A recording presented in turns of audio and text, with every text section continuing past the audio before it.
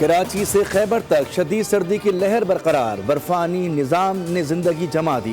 مری میں برفانی طوفان، 20 سالہ برفباری کا ریکارڈ ٹوٹ گیا، تیسرے اسپیل میں 2 فٹ برفباری ریکارڈ کی گئی۔ متعدد راستے بھی بند، ہزاروں سیاح پھنس گئے۔ بالائی علاقوں میں برفانی طوفان سے نظام زندگی متاثر۔ چترال کے علاقے ڈومیل میں گھر پر برفانی تودہ گرنے سے 4 خواتین سمیت 9 افراد جاں بحق ہو گئے، ایک بچہ زخمی ہو گیا۔ خیبر، تیرہ اور دیگر علاقوں میں گاڑیاں پھنس گئیں، متعدد افراد محفوظ مقامات پر منتقل۔ اپر کوہستان میں لینڈ سلائیڈنگ کے باعث شاہراہ قراقرم بند ہے۔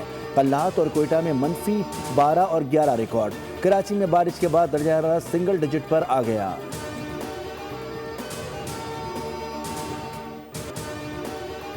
مری اور سوات میں شدید برفباری کے دوران پاک فوج کا ریسکیو اینڈ ریلیف آپریشن جاری، شاہراہوں کی بندش کی اطلاعات پر پاک فوج کی امدادی کارروائیاں۔ پاک فوج نے برف سے ڈھکی کئی سڑکیں صاف کر کے ٹریفک کو بحال کر دیا۔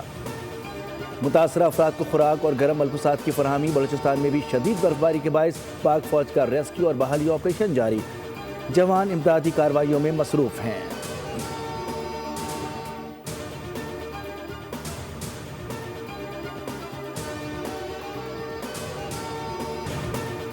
محکمہ موسمیات نے اتوار سے منگل تک ملک کے مختلف علاقوں میں مزید بارش اور برفباری کی پیش گوئی کر دی۔ حکام کے مطابق 25 جنوری کو مغربی ہواؤں کا ایک نیا سلسلہ ملک میں داخل ہونے کا امکان ہے، جس کے باعث موسم مزید سرد ہو جائے گا۔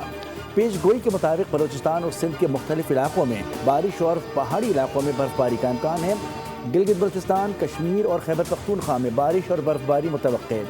مری، گلیات، اسلام آباد اور پنجاب کے مختلف علاقوں میں بھی بارش اور برفباری کا امکان ظاہر کیا گیا ہے۔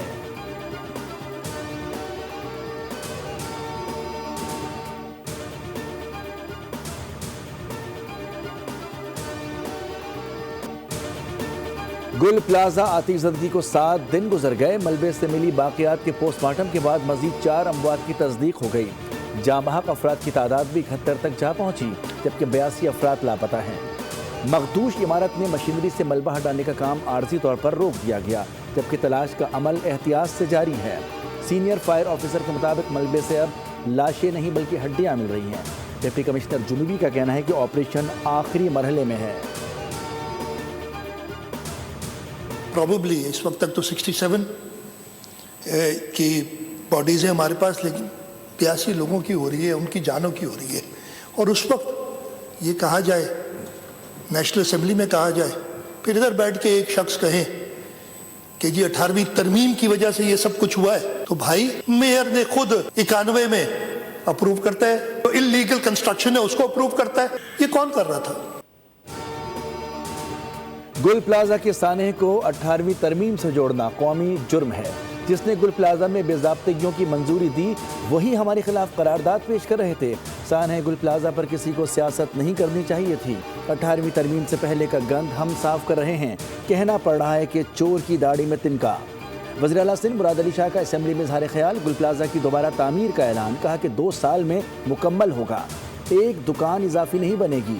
دکانداروں کو حکومت کی ضمانت پر 1 کروڑ روپے بلا سود قرضہ دیے جائیں گے۔ گزر بسر کے لیے 5 لاکھ روپے فی دکان فوری طور پر جاری کرنے کی ہدایت۔ 2 ماہ میں متبادل دکان دینے کا عزم، کہا کہ 2 عمارتوں میں 850 دکانیں دیکھ لی گئی ہیں۔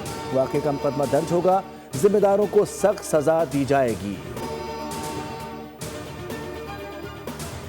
گل پلازہ کی زمین کب، کس نے اور کس کو الاٹ کی گئی؟ حکومت سندھ نے ابتدائی رپورٹ تیار کر دی، جس میں چونکا دینے والے انکشافات کیے گئے ہیں۔ گل پلازہ کی زمین KMC کی ملکیت تھی۔ 1883 میں ٹرام سروس کے لیے ایسٹ انڈیا کمپنی کو 99 سالہ لیز پر دی گئی۔ 1983 میں لیز ختم ہو گئی۔ جنیکا گروپ نے لیز ختم ہونے سے قبل زمین خرید لی اور جماعت اسلامی کے میئر عبدالستار افغانی کے دور میں بغیر قانونی لیز تعمیرات ہوتی رہیں، جو 7 سال تک جاری رہیں۔ 1991 میں MPM کے میئر فاروق ستار کے دور میں KMC کی زمین گل پلازہ کے لیے محض 3 روپے فی گز پر لیز کی گئی، جس پر سابق میئر کے دستخط موجود ہیں۔ تحقیقاتی رپورٹ کے مطابق 2003 میں گل پلازہ کے اضافی فلورز کو جماعت اسلامی کے میئر نعمت اللہ خان کے دور میں ریگولرائز کیا گیا۔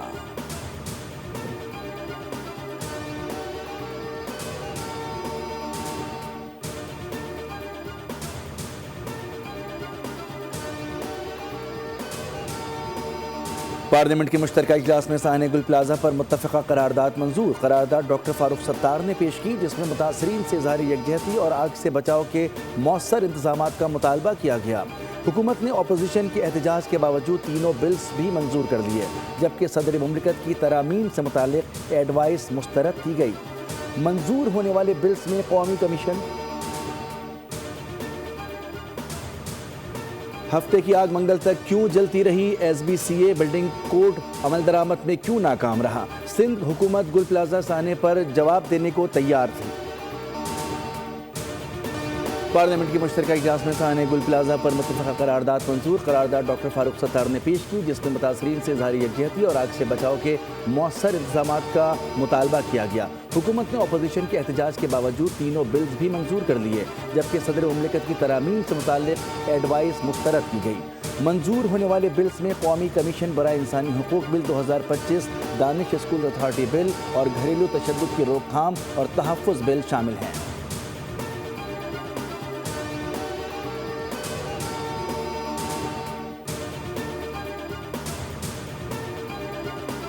بھارت نے بنگلہ دیشی ٹیم کو T20 ورلڈ کپ سے باہر کرنے کا دعویٰ کر دیا، جبکہ اسکاٹ لینڈ کی ٹیم کو شامل کرنے کا اعلان کیا گیا ہے۔ رپورٹس کے مطابق بنگلہ دیشی ٹیم کو بھارت میں سیکیورٹی خدشات لاحق ہیں۔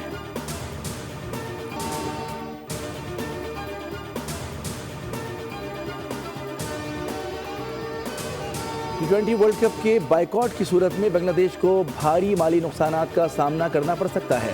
بھارتی میڈیا کے مطابق اگر بنگلہ دیش ورلڈ کپ میں شرکت نہیں کرتا تو اسے تقریباً 325 کروڑ کا نقصان ہوگا۔ اس فیصلے کی وجہ سے بنگلہ دیش کرکٹ بورڈ کی سالانہ آمدن میں تقریباً 60% کمی آ سکتی ہے، جبکہ براڈ کاسٹ اور اسپانسرشپ سے حاصل ہونے والی آمدن بھی شدید متاثر ہوگی۔ بھارتی میڈیا کا مزید کہنا ہے کہ بائیکاٹ کی صورت میں بنگلہ دیش اور بھارت کے درمیان مستقبل کی دو طرفہ کرکٹ سیریز بھی خطرے میں پڑ سکتی ہیں۔ بنگلہ دیش نے سیکورٹی خدشات کے باعث بھارت نہ جانے کا فیصلہ کیا ہے۔ بنگلہ دیش کی T20 ورلڈ کپ میں شرکت کا معاملہ، BCB نے انٹرنیشنل کرکٹ کونسل کو ایک اور خط لکھ دیا۔ خط میں ICC سے وینیو تنازع پر نظر ثانی کی درخواست کی گئی ہے۔ ذرائع کے مطابق BCB نے خط میں لکھا ہے کہ ICC معاملے پر دوہرے معیار کا مظاہرہ کر رہا ہے۔ بنگلہ دیش سیکیورٹی خدشات کے باعث ورلڈ کپ کے لیے ٹیم بھارت بھیجنے سے انکار کر چکا ہے۔ جو بھی کام ہوا ہے اس کی پاکستان نے کھل کر حمایت کی ہے۔ اس سے غزہ میں بھی امن ہوگا، غزہ کی تعمیر ترقی بھی ہوگی۔ پاکستان نے ہمیشہ اس میں کلیدی کردار ادا کیا امن میں، اور اس میں سب سے زیادہ جو کردار ہے وہ جنرل عاصم منیر صاحب کا ہے، جنہوں نے ثابت کیا کہ امن کو کس طرح سے قائم کیا جاتا ہے۔ د دې په وجه باندې ټول اسلامي ملکونه راوچت شو او د دې په هغه باندې هغه هم یو ریکشن وکړ چې او واقعي خبره پاکستان یو نر حکومت دی او یو نر پادهر دی۔ غزہ کے عوام کی جو خدمت کرنے کا جو دیرینہ خواب تھا بحیثیت مسلمان، بحیثیت پاکستان، وہ بھی پورا ہو رہا ہے۔ پاکستان کے عوام نے فلسطین میں امن کے قیام کے لیے غزہ بورڈ آف پیس میں پاکستان کی شمولیت کو خوش آئین قرار دیا۔ شہریوں کا کہنا ہے کہ یہ اقدام خود مختار فلسطینی ریاستی قیام کی کوششوں کو تقویت دے گا اور پاکستان نے عالمی امن کے فروغ میں ہمیشہ کردار ادا کیا ہے۔ عوام نے مظلوم فلسطینیوں کے لیے حکومتی اقدامات کی بھرپور حمایت کا اعادہ بھی کیا۔ فلسطینیوں کا پاکستان کے موقف کا حق ادا کیا ہے، جو فلسطینیوں کے لیے لڑائی لڑی ہے پوری دنیا میں، اسے پوری دنیا اکنالج کر رہی ہے، صرف اپنے نہیں کر۔ بہت سارے مسلم ممالک اور پاکستان سمیت جنہوں نے بہت ہی کوشش کی ہے کہ فلسطینیوں کو ان کا حق مل سکے، امن مل سکے، وہ اس بورڈ میں شامل ہیں۔ ہم تو فلسطین کے بورڈ میں شامل ہیں۔ وزیراعظم پاکستان نے فلسطینیوں کے موقف کی حمایت جس طرح کی اس کی پوری دنیا تعریف کر رہی ہے۔ ہم فلسطین بورڈ میں شامل ہیں۔ PTI اس لیے احتجاج کر رہی ہے کیونکہ ان کا لیڈر اسرائیلی بورڈ میں شامل ہے۔ وزیر مملکت برائے داخلہ طلال چودھری کی بول نیوز سے گفتگو، کہا کہ ٹرمپ بورڈ آف پیس میں بہت سے مسلم ممالک شامل ہیں۔ ان سب کی کوشش یہی ہے کہ فلسطین میں امن قائم ہو۔ پوری دنیا پاکستان کی کاوشوں کو سراہ رہی ہے، صرف اپنے نہیں مان رہے۔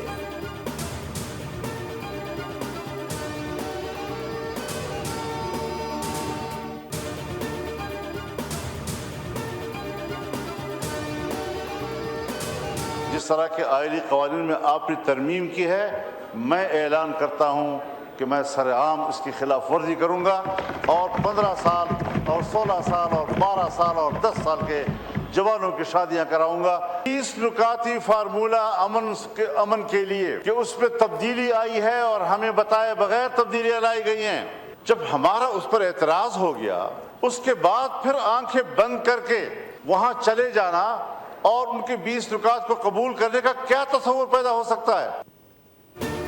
18 سال سے کم عمر نوجوانوں کی شادیاں کرواؤں گا، آپ کے قانون کی خلاف ورزی کروں گا۔ مولانا فضل الرحمان کا پارلیمنٹ کے مشترکہ اجلاس میں اعلان، کہا کہ مجھے محسوس ہو رہا ہے کہ اسپیکر دباؤ میں ہیں، اگر پیس بورڈ کے نکات میں تبدیلیاں ہوئیں تو آپ کیوں گئے؟ ڈونلڈ ٹرمپ اسرائیل کی قوت جارحیت کو تقویت دے رہا ہے، ٹرمپ حماس کو دھمکیاں دے رہا ہے۔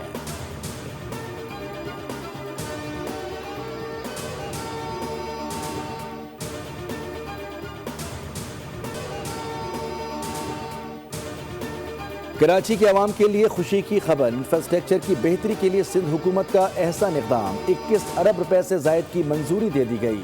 وزیر اعلیٰ سندھ مراد علی شاہ کی زیر صدارت اہم اجلاس، سڑکوں کی بحالی کے لیے 13 ارب روپے کی گرانٹ منظور کی گئی۔ مراد علی شاہ نے کہا کہ سڑکوں کی بحالی سے شہری آمد و رفت بہتر ہوگی، معاشی سرگرمیوں کو فروغ ملے گا، عوامی سہولت اور شہری تحفظ سندھ حکومت کی اولین ترجیح ہے۔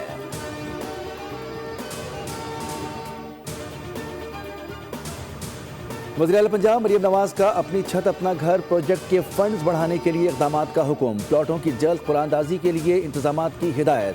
وزیر اعلیٰ مریم نواز کی زیر صدارت اجلاس میں گھر کی توسیع کے بلا سود قرضے کے اجرا کی منظوری دی گئی۔ بریفنگ میں بتایا گیا کہ منصوبے میں رجسٹرڈ افراد کی تعداد 18,80,081 ہے، درخواست گزاروں کی تعداد 10,66,559 ہو گئی ہے۔ مریم نواز نے اپنی چھت اپنا گھر کے صارفین کے انتقال کی صورت میں پالیسی جدید شہری ٹرانسپورٹ کے بغیر شہر کی ترقی ممکن نہیں، بی آر ٹی منصوبوں کی تکمیل سے ٹرانسپورٹ کے نظام میں بہتری آئے گی۔ سینئر وزیر شرجیل میمن کی زیر صدارت محکمہ ٹرانسپورٹ کا اجلاس، مختلف منصوبوں red line, yellow line, B R T کے کام میں پیش رفت کا جائزہ لیا گیا۔ شرجیل میمن نے فیلڈ لیول پر تمام مسائل حل کرنے کی یقین دہانی کرائی۔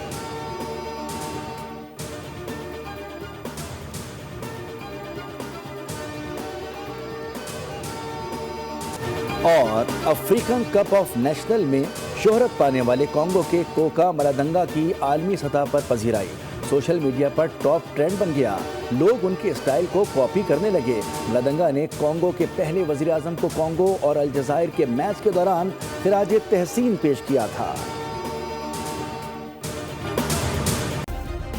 سبسکرائب کریں اور بیل دبائیں تاکہ کوئی خبر رہ نہ جائے۔